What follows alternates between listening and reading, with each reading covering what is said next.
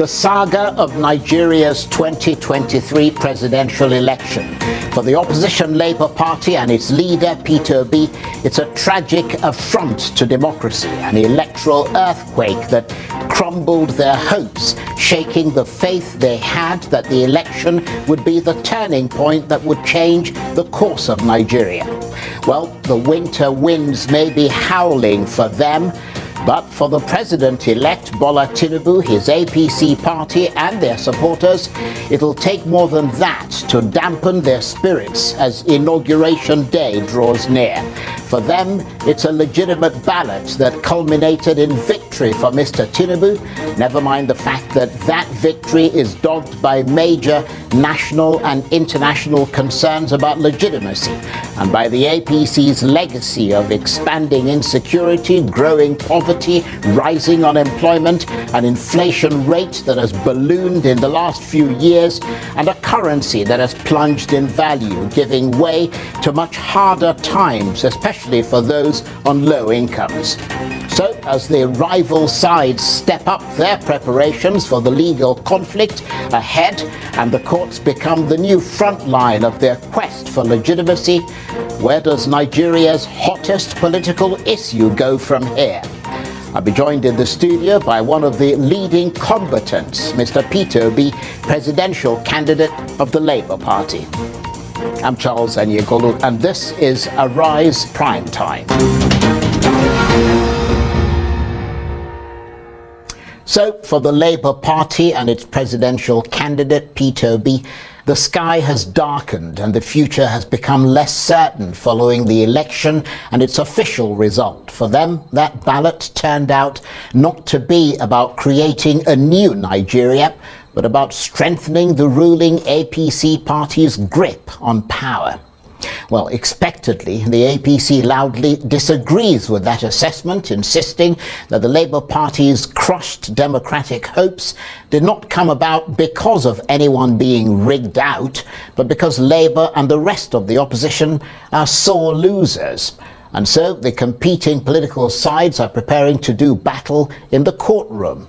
But with the outcome still very much in question, who will prove their case and light this country's path to democratic glory?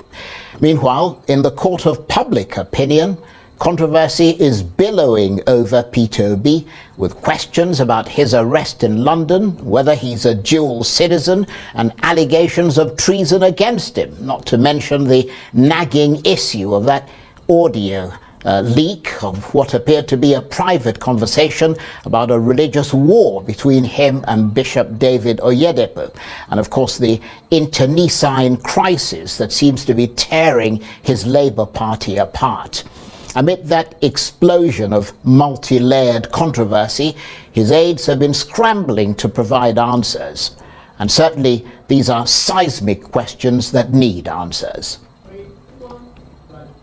But answers that should come from the man in the eye of the storm himself. Well, let's not keep his many fans and opponents waiting, because joining me now in the studio is the presidential candidate of the Labour Party, Mr. Peter Obi. Very, very delighted to have you here. Thank you very much indeed for coming in. Thank you, Mr. Charles, for inviting me. And we know you've had a long day, because I saw you on the television at the Labour Day, the May Day celebrations earlier today, and you've gone from one meeting to the other, so we really appreciate your taking the time to talk to us. I like that. Now, there have been a lot of reactions trailing your apparent arrest in London by the British authorities. Some have said that you were being witch hunted by the APC, others that a petition was sent against you, and still others that you were being impersonated. Can you tell us the circumstances of your purported apprehension in London and what has happened subsequently, and sort of clear the air on that? Did you commit an offence for which you were being stopped? Thank you, Charles. One is, I was never arrested. I was never detained. And I did not commit any offense.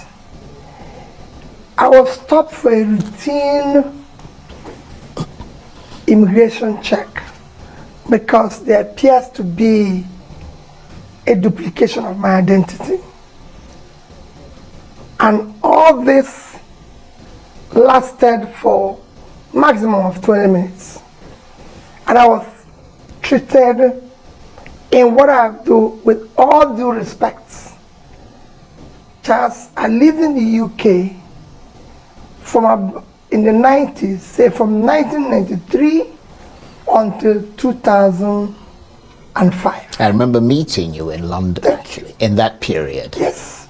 Charles, not just that I lived there, from that 1993 till now is a period of 30 years. I have never been questioned, arrested, detained in any country in the world. I've never been, for any reason, found myself in any manner being questioned for any offense. I've not committed any offense. So it was a routine immigration check. And it lasted, like I said, less than 20 minutes. And I was actually given all the due respect by the border personality that interviewed me, who told me, your identity is duplicated, be careful. And actually had to walk me through what I can call the VIP process and everything. And I have a written document from British government. I've seen that document. Thank you. I showed it to you. Clarifying the situation. He was never detained, and it was just a few minutes question and everything. And they were Nigerians because I arrived on British Airways. So they were Nigerians who were queuing up. Even Woods here was even worried that I was asked to just wait for a few minutes. And when that happened, I explained it to them, and there was nothing. But in the traumatized and everything, because it's me, people said I was detained, committed an offense, people said even committed several offenses and everything. Oh, his company was closed, he wasn't paying tax. Charles, for the years I lived in Britain, never have I had any day been questioned. And I can say it, my taxes, my days were duly paid. In fact, most times they have refunded me money for overpayment. I've borrowed money, I've done everything globally. Not one day did I default in any.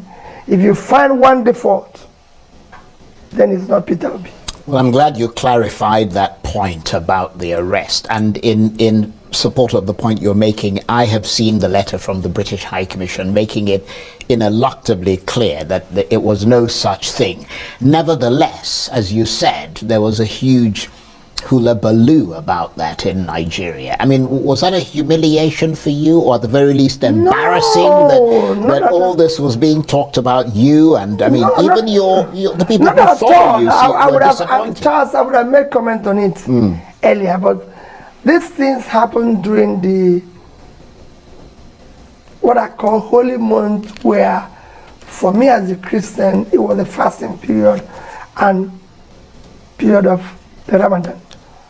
And I felt it is not time to make comments. I only answered one question within that period when I was mentioned with treason, because I felt it's a huge offense. And because it was actually mentioned where it shouldn't have been mentioned. Other than that, I just felt this is the clarification. And I've just shown you the letter. Yes. I won't go about telling everybody and showing everybody the letter. Yeah, that is true. It just showed you where we've taken our rascality to where people now come up with all sorts of things. Well, some people said you were deported from the UK. but obviously not. No, they saw it. I was routine check and I was allowed to go. Right. They even saw where I attended churches and meetings and everything. But that's where we have reached. But I mean, what sort of questions did they ask you when they took you in? Nothing. I was there. Nobody took me to anywhere. Right. I was just in front of a counter, and I was asked a question, and they said, "There's something wrong with your identity. There's something wrong with your identity. Just give me a few minutes." And I said, and I sat there for a few minutes. For about 15 minutes, he came back and said, your identity is duplicated. And if my identity is duplicated, you've lived abroad as identity theft, duplication, which I would say must have originated from here. But I'm glad you've clarified that point. But there's also another question being raised about whether you are a dual citizen. As you said, you lived in London for a long time. I mean, do you have dual nationality, either British, American, or elsewhere? Because I was reading somewhere that you were conferred with the honorary citizenship of Dallas, Texas in 2022. Charles, you know what that means? It means nothing. Yeah. Even one of the presidential candidates said that it means nothing. It just shows that, okay, well, if you come into this city, you're welcomed. It doesn't even give you a visa. If you apply for a visa, it can't even help you for your visa application. It means nothing. Charles, I've never applied. Right. And I will never apply for citizenship of any other country. Yeah, but I'm a Nigerian. Right. But I believe in Nigeria. I lived in the UK for a period of about 12 years. I had a permanent stay. So you were a permanent resident in the UK? But I had indefinite stay, right. Okay. Which means I can stay there for the rest of my life. Yeah. But when I left the UK in 2025, I went back to them and said, take your stay. I'm no longer have anything. And I go to the UK with visa. And also to clarify the fact that even if you were a permanent resident, that doesn't make you a citizen of that country. I'm just telling you that even that stay, I returned it. Right. I have never applied, and I will never, as long as I live. Right. My family knows this, everybody knows that. I was born in Nigeria. I'm a Nigerian. God created me a Nigerian. He would have made me an American, or a Japanese, or a British. But since he made it that I'm a Nigerian, I will want to live and die in Nigeria. Nevertheless, Asari Dokubo, who is a well-known person from Rivers State, says he can prove that you are a citizen of the Solomon Islands, and that the conditions for buying property there is that you must be a citizen. What's your reaction? Do you own property there? One, I don't know where Solomon Island. I've never been such a place in my life. I don't know. I've never been there. I've no reason to go there. Few places I've gone in the Caribbean, places like Haiti. I was in Haiti when they had the earthquake. I was a governor. Then, everybody who is close to me knows that I've been to most troubled places in the world. So when there was earthquake in Haiti, I went to President Jonathan. He's still there. I said, Mr. President, I'm going to Haiti. They had an earthquake. I want to go and help them to rebuild. He was even surprised. He said, Peter, why? I said, that's what I've done all my life. I've been to most troubled parts of the world. As I'm speaking to you, Mr. President, I've withdrawn my son from school. We're going there to Haiti. And I went there. The High Commissioner then will tell you, I even met some police officers from Nigeria who were there, and they will tell you. I even traveled with some of the people who, Bob Manuel, who used to be one of the actors, he saw me and said, I'm going to this place to help them rebuild. And I helped them to raise money then, over $200,000. So I've been to Haiti, and I've been to Barbados. So other than that, I can't remember. I don't know where Solomon Islands, Charles. Right. I've never been there. I don't own a property anywhere outside Nigeria, except in the UK, where I lived. Yes. Other than that, any other place that there's a property in the name of Peter Obi, it is fake. It doesn't exist, and I don't need it. Why would I own a property where I don't live?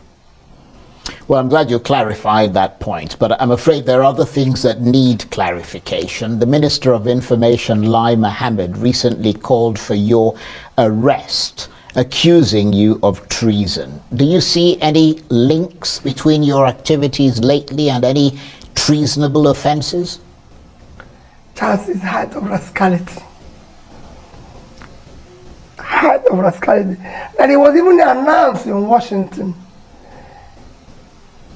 I committed a treasonable offense, and I'm in Onitsha. And my minister went to announce it in Washington. This is what I'm talking about. When I talk about waste in governance here, people don't want to understand. The amount it costs Nigeria for him to go and announce that in Washington can fix, I can tell you, I've been in government, can build a block of 6 classrooms in a primary school. I'm sure if you go to his village, there's so many places where children don't even have desk or classroom to go to school. And instead of using that money to go and do it, he used that money to go to Washington to announce of treason of somebody who is non-child. He doesn't need to do that. It is rascality of the highest order. These are the reason why we want a new Nigeria where things will work the way it works in other clients. From there he went to London, announcing the same thing. Well, I'm in Nigeria. He should have come to see me or invite me and said, this is the offense. How did we get here? Yeah, that's a good question, but I'm afraid it will remain a rhetorical question at the moment. Some of your followers, just moving on from that, who are known as Obi'S, have recently engaged in a sort of caustic exchange of words with Professor Wale Soyinka, the Nobel laureate, and he said that they simply don't accept any form of criticism. And I think it was around the time when he made the comments about fascism and your deputy, Yusuf Baba Dati Ahmed. What are your thoughts on that? Well, Charles Prof is a respected, revered personality in Nigeria and globally. And I've always respected him. And he's a dear father to me. And for me, I was very, very sad that there was such a change. Some of the obedience, I must tell you, or people they,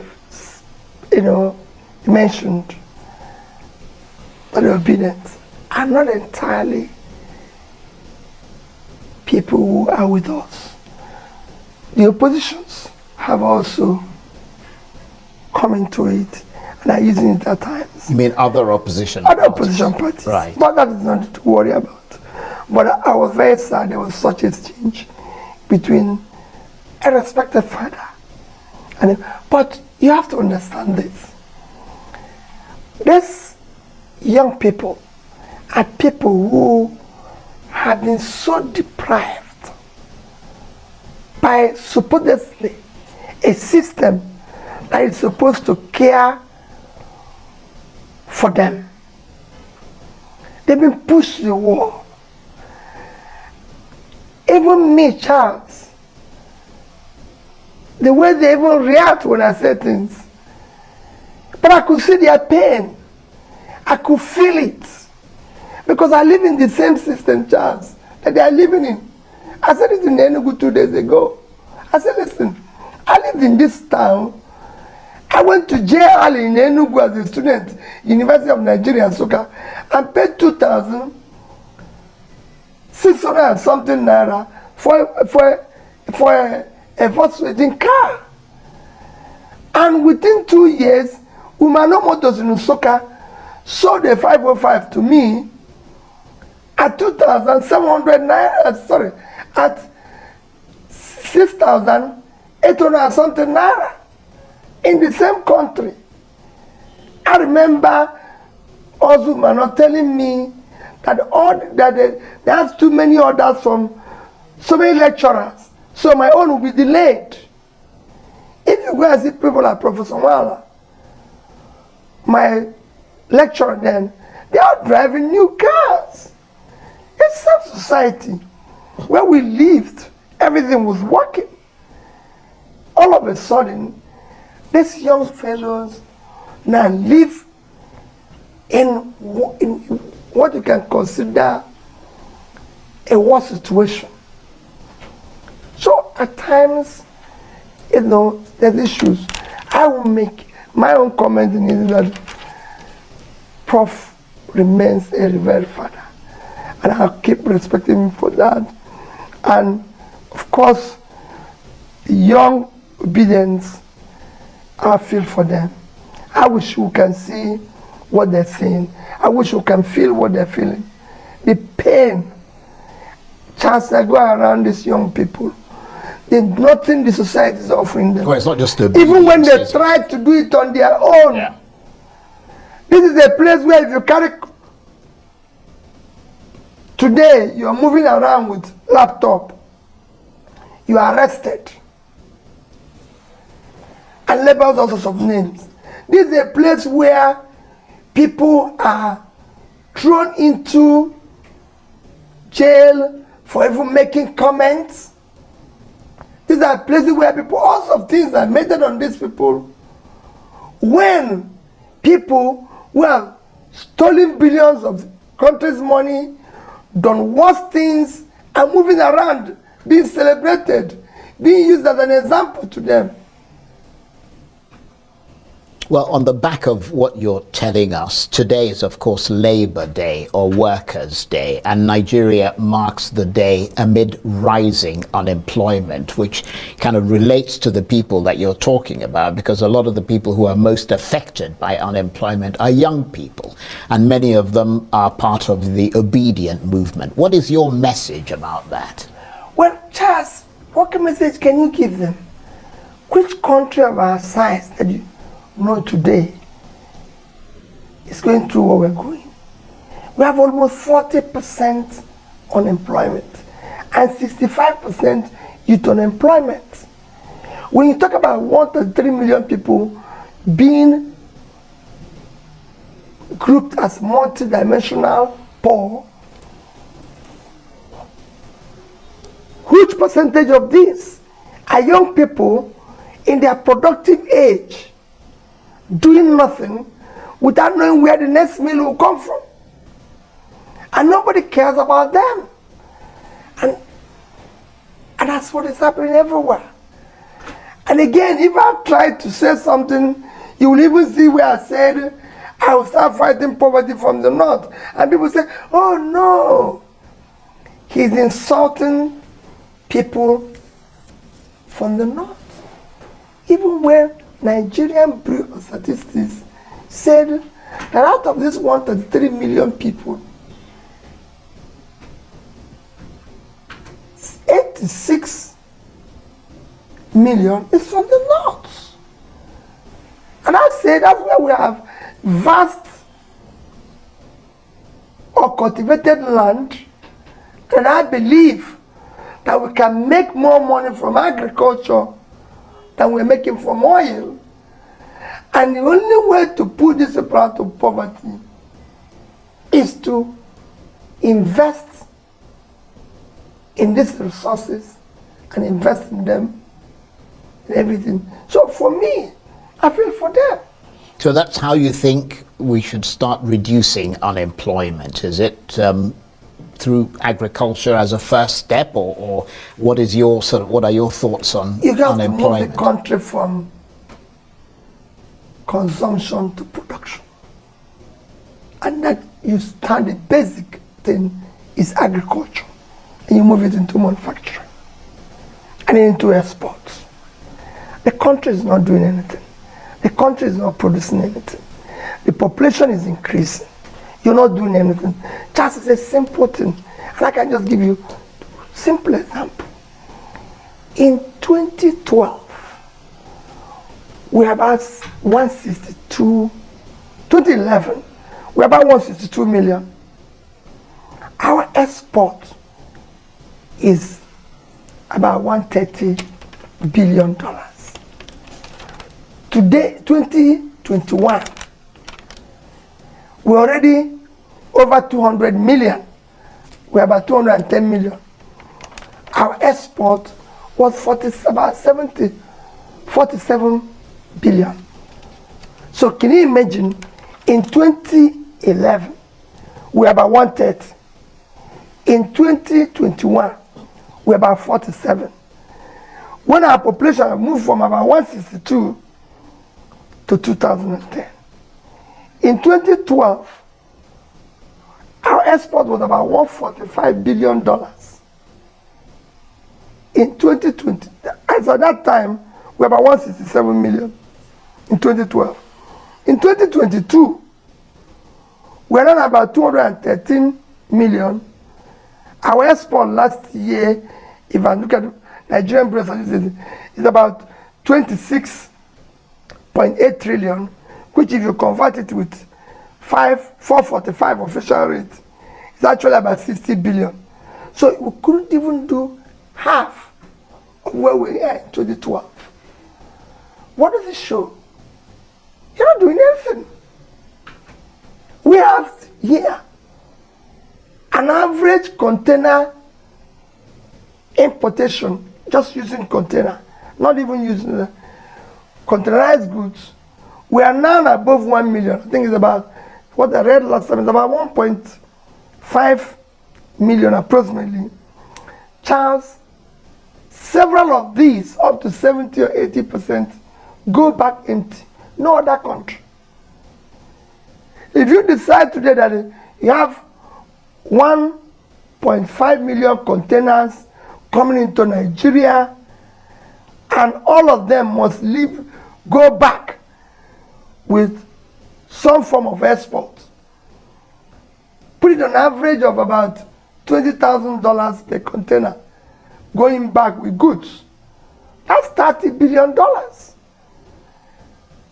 So if, for example, 50% of this goes back empty, you lost $15 billion for a country that needs every dime.